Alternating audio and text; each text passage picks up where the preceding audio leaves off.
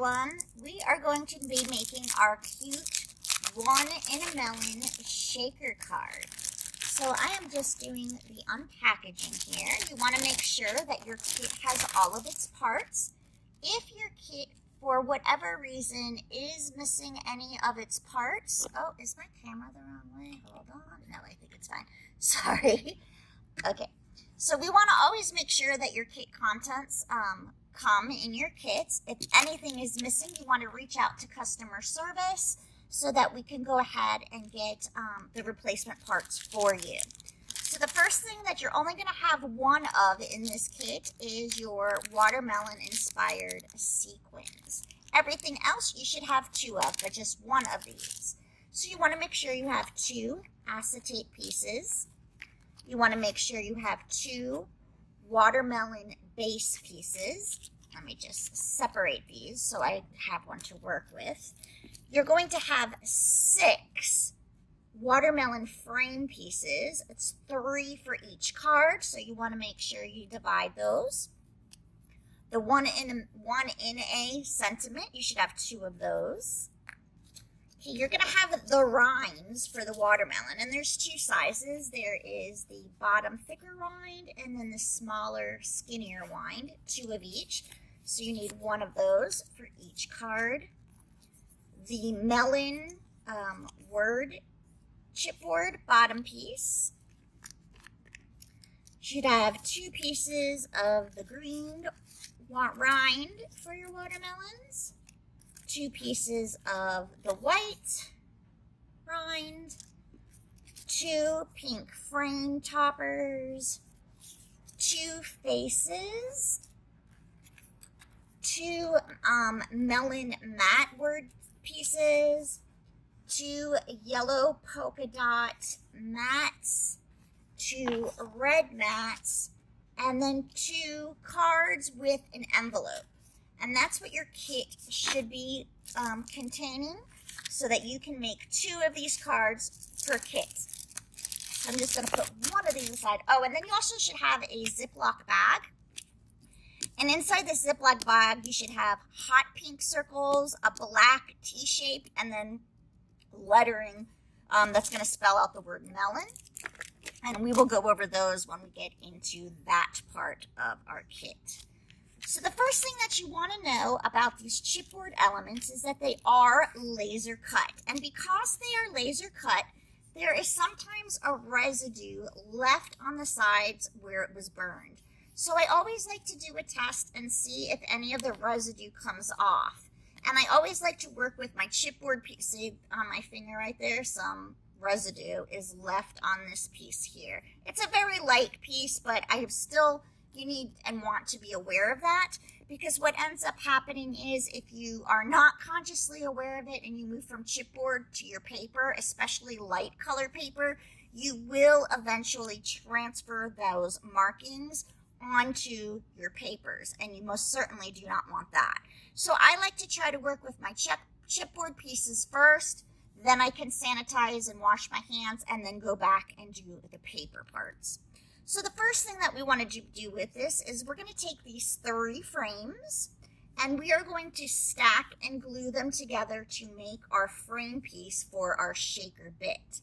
So all I'm going to do is, let me fix this here, I'm just going to apply a bead of glue around the edges here and then stack one on top of the other. They are going to fit like a glove because they're the same exact piece. So what I like to do is I like to pinch and pull it so that I can feel if something is not lining up correctly on the sides of my chipboard. And then I'm going to repeat it so I can get that 3rd piece on top. And I'm just making that wall for our shaker bits. And again, I'm just squeezing and flattening, making sure that everything is lined up. And then if you have a brayer, it's not needed, but if you have one, they're really great to use. It's just going to help even out the pressure. It's also going to help smooth the glue all the way over to the edges. and it's just going to make your things have a better adhesion. And there's a little bit of residue on my finger, not a ton, nothing that's shocking, but some of them might have more than others. And then I just take either some hand sanitizer, or if I have a baby wipe nearby, I just wipe my hands off. Nothing crazy. Okay, so we're going to go ahead and start some of our assembly. So what I'm going to work with first is I am going to start with our rinds of our watermelon. So you have your thicker rind and your skinnier rind, and that coincides with your white and your green paper. The most important thing you want to know is your paper is textured. So on one side there is a textured size, and on one side it's more smooth. Some of them you will see scorch marks from the laser, so that's going to help you as well. But what you want to always make sure you do before you glue anything is do a dry fit, because not everything in all of our kits are asymmetrical, so they might not fit correctly on one side. So you definitely want to see which ones it lines up with. Go ahead and put that down. Do your other piece, make sure it's lining up right, and then you know when you're gluing them how they're going to go. So I'm going to go ahead and take my white rind here and add my glue, and then I can just put my white piece on top of it. Again, they're cut to fit, so if I just run my finger along the edges, I can feel that they're lined up perfectly. And using wet glue is always going to give you that little bit of wiggle room, so you have the time to do that. So I'm going to go ahead now and do the same thing with our green piece. Again, sorry, my son has his movie on, so if you're listening, apologies there. Okay, so there is my green piece. And then before we start on our watermelon, we need to do his little face. So now we're going to go into our Ziploc bag that we have. And what you want to pull out at this time is one of the T-shaped black pieces, and then two of the hot pink circles. Okay, just like so. And basically what you're going to do with these are going to go on the underside of your face, and the T is going to just cover the eyes and the mouth, so that when you flip it over, it coordinates. It's not going into the circles, it's only covering the eyes and the mouth. And you just need a little bit of glue around the eyes, between the eyes and around the mouth. And then you can go ahead and slide this piece right on top.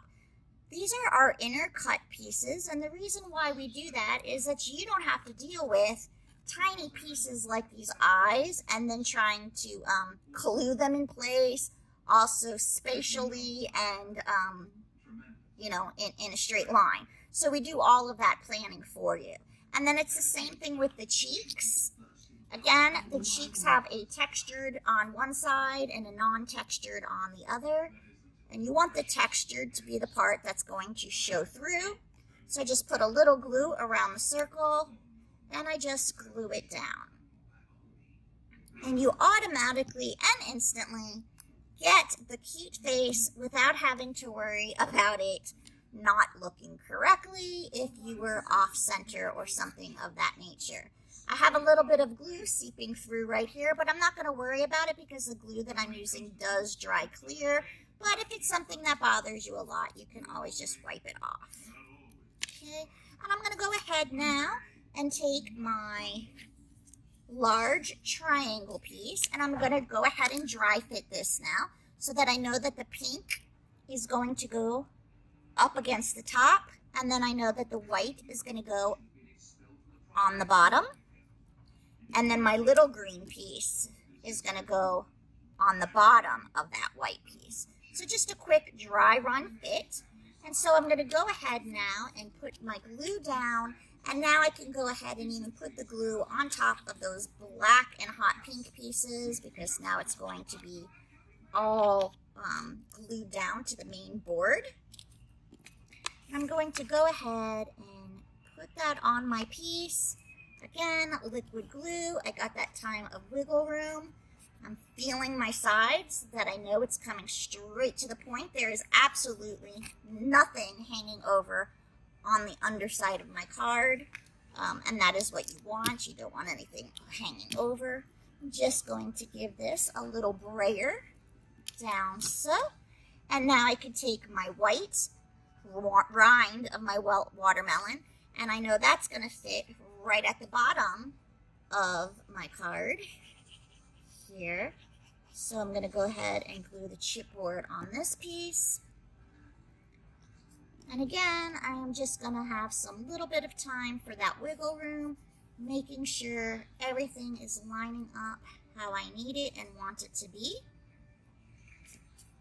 And if you have a little bit of gap, that's okay because your frame is going to be covering that. So don't worry about that. What you really want to make sure is that your sides and your edges are what's flushed. And then the same thing with your green piece. Go ahead and get that glued up. And that is going to fit on the bottom part of the white rind. And you can now start to see the dimension that is forming on your card with the different layers of the chipboard. And I'm just going to take my brayer and add a little pressure, making sure, because this is a thicker chipboard than the standard ones that most companies sells. And we have it just like so. Now I can take my frame and I can go ahead and glue my frame right on top. Again, dry fit it for the one that's going to fit and lay the flattest for you. And I'm just going to go ahead, add my glue.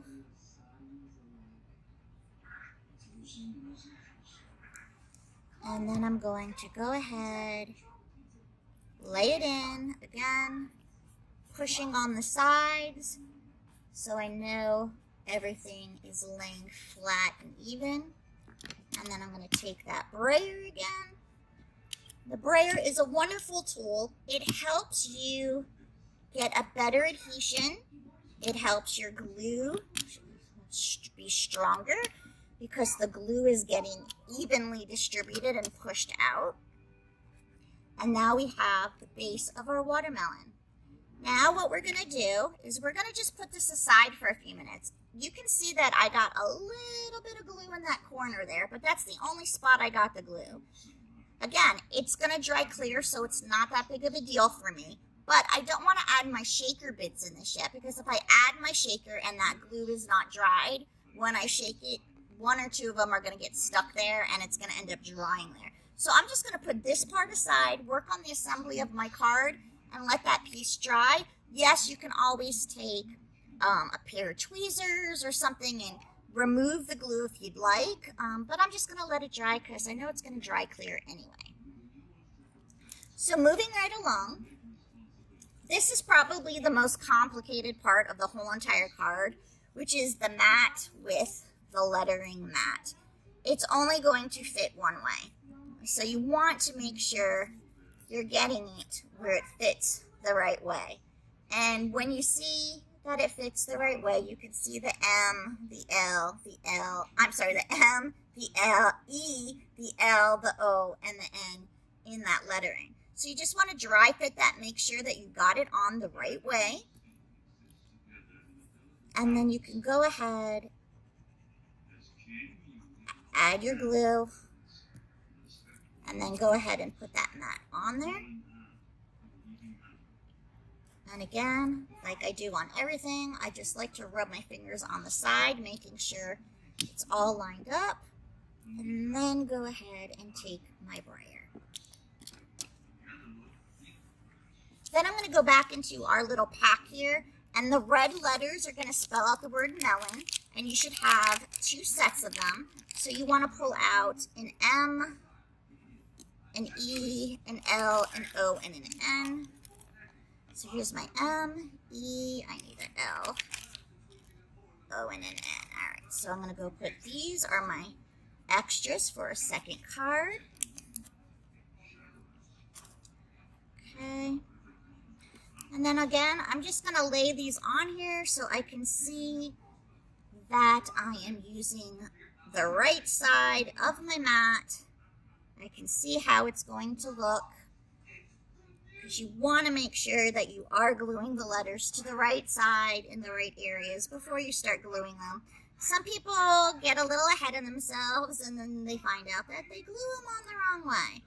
So there's how our melon is going to look, and that's how you want yours to look. I'm going to be using a pair of tweezers for more precise placement on this, and I'm going to start, some people like to start in the middle of the word and work out. Some people like left to right, some people like right to left. It's whatever your personal preference is.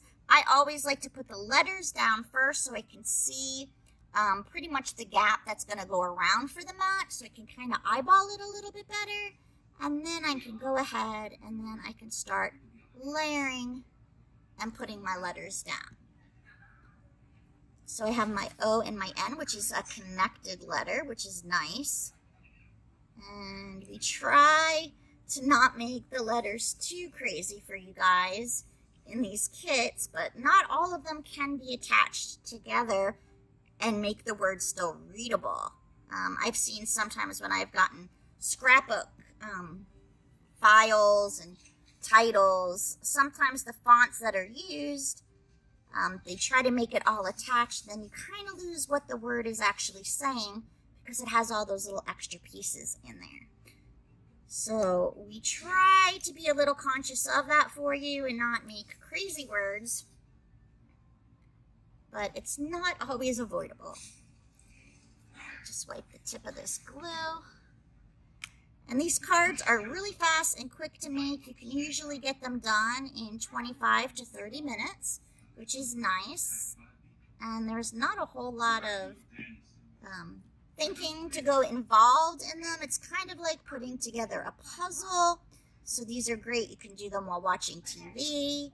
The layouts are already done for you. So it's really just assembling it. So it makes it go nice and fast. And then here's my M. And I'm just going to go ahead and get this put on here.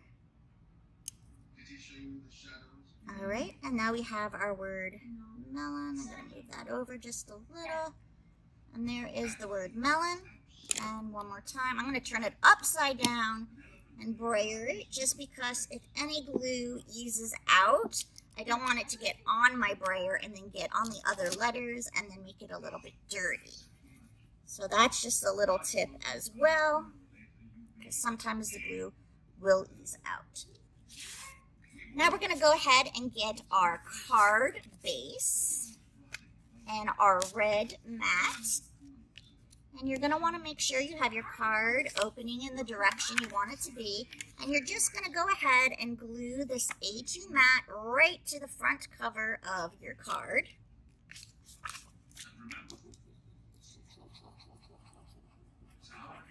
And if for any reason a part of your mat is overlapping the sides, you can just go ahead and trim it like you would as if you had made your own card mat to get it all to line up perfectly.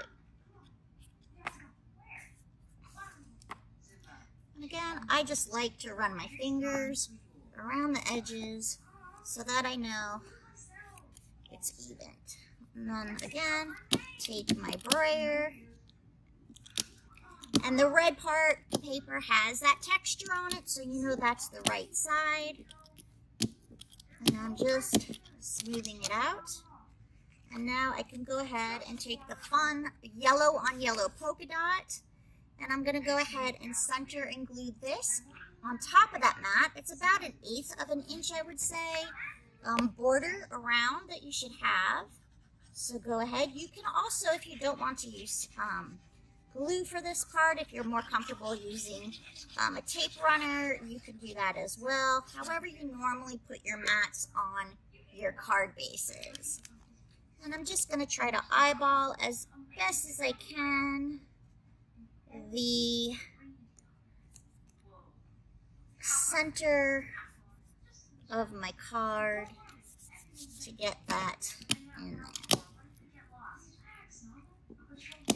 And then go ahead and just get this piece down, like so. And now we can go back to our little guy here. I'm going to see with a pair of tweezers if that glue is dried. It is, so I should be good to get that out. So now what I can do is grab have my acetate sheet and my little frame cover handy. I'm going to grab some of my beautiful sequin mix. One of my favorite sequin blends that we have. It's this pretty watermelon. It's just lovely. And we're going to go ahead and just drop some sequins into our frame here. And you can add as much or as little as you want. You definitely, the pack of sequins that come with the kit definitely can make more than just the 2 cards, so you will have some left over. As you can see, I just put a nice chunk in there, and I still have a ton of sequins left over. And then you just kind of want to make sure that they're lying flat and none of them are coming up against the wall. And then you'll be able to take your acetate sheet and just add some glue across the top of your frame, and then place your acetate right on top. And again, using my fingers and making sure it's going where it needs to be. And then I use my fingernail. Well, first I push it down with the bottom of my finger, just to make sure it's adhering, and then I kind of take my fingernail and push the glue along, and you can see some of it is going to be going inside the frame, so that just means I want to make sure I don't shake my card to hit the top, because then until that piece of glue dries, I will end up with a sequin getting stuck there. And then once you do that, you can take your top frame piece, and if you can put the glue either on the paper and then put it down, or on your acetate. Just know that if you're putting it on your acetate, the glue is going to be a little bit more slippery because you are putting it on a piece of plastic, not in paper. So just use it a little bit more sparingly, because it will shift a little bit more easier than if you had it on paper. And then again, make sure you're using the right side of your frame. And then you can go ahead and lay that right on top, like so. Again, I'm just going to be using my fingers to make sure everything is lining up. And then I got a little bit of glue seeping in here. I'm going to take that out with a pair of tweezers. Yes, it's going to dry clear, but that was a big glob. I don't like to use a cloth to get that out because it ends up smearing on the acetate, and then it's really hard to get that smear gone again. So that's why I like to use a toothpick or a pokey tool, whatever you have, just to kind of smear that glue out. The most important thing is you want the edges all to be lined up and ready to go. Now again, I'm not going to shake mine yet because I had that top glue that's still not going to be dried yet. So I'm going to hold off on going and shaking my card at the moment. But I'm going to go ahead now, take my card base, make sure it's opening the way that I want it to open. And you can make yours a portrait or a landscape card, completely up to you, because it's going to fit both ways if you put your watermelon on an angle. But you just want to play around so at least you know how you want your word and sentiment to go, because that's the most important part of where you want that to get placed at. So if I put it down here at the bottom, it's not going to have support underneath here. If I put it up here, it's not going to have the support there. So you're not going to have, but because of the chipboard and its thickness, it's not going to be flimsy and get ruined in any way. But it's just something that you know, because you might want to put a little something extra on the bottom of that part of your card. So this is why dry fitting is always important, for you to know how you want your card to be. So I'm just going to make it the way that I had originally designed it to be, which is with my watermelon tilting this way on my card. That way I can place the word melon across this way, and then I can tuck the one inner on the underneath side. So I'm going to actually do this part first. So I have this down here, and I want to make sure that there is a nice little gap that says one and then there's a space, melon, as opposed to it being too close that you can't read it as well. So we're going to do that. And so what I'm going to do is I'm going to find where I want it to go, make sure it's straightened out, and then with my fingernail I like to just kind of crease the edge of where the card ends, so then I know how much glue I'm going to need to be putting down, which is not on this side but this side.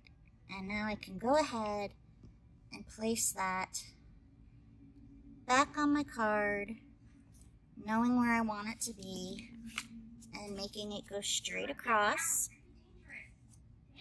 like so. And then I can just flip my card over and trim that extra hanging over piece. And I have my sentiment part done. And now I can go ahead, oh, here we go with our little shakies. And now I can go ahead and position my watermelon. And I'm going to have it turned enough that, let's see, yep, turned enough so that my two little corners are hitting the sides of my mat, like so. So I'm just going to put some glue on the bottom of my chipboard. And then I can go ahead and position him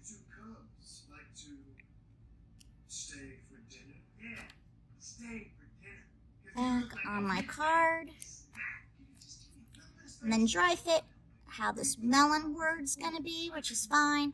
And as you can see, I only need a little bit of glue between the E and the L, a little bit on the M, so not much. If you happen to go over, it's not gonna make a difference. It's gonna just dry clear. It's not touching anything on the bottom, so you'll be fine. But we're just going to go ahead and adhere that. I just didn't want mine to go past my actual card mat. And then what I like to do is take the brayer one last time. Try to get that in there as best as I can. Sometimes I'll just turn my card over and lightly go on it. Sometimes I'll just take my hand and push down on it.